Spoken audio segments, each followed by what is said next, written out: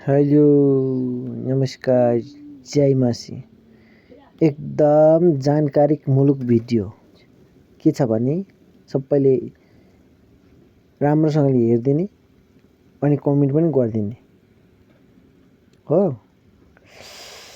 अनि के छ भने यस्तो चाहिँ रोटी पोलाइ हो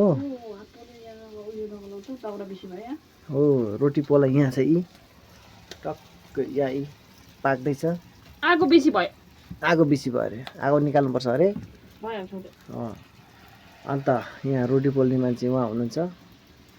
मैले चाहिँ एकदम राम्रो गरेछु रोटी पोल्ने बुढी बिहा गरेछ। अरू चाहिँ यसो हेर्नु है रोटी पोल्ने हेरेर बिहा गर्नु नभए पछि दुःख होला। रोटी पोल्नेलाई फेरि अर्कोको घरमा गएर रोटी पोल्दैन भन्नु पर्ला। हेर केटा हो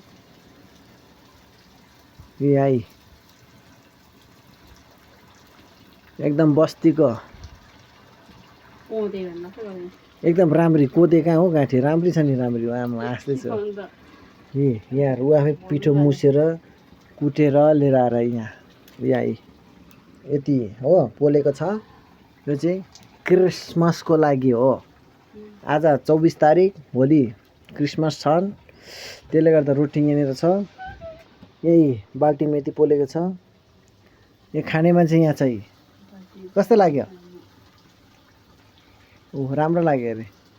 अब हो यहाँ क्रिसमसमा फेरि खाने यहाँ पनि छ। बाहुनको घरमा गोरुको मासु होइन है फेरि यो बाख्राको मासु बाख्रा खसी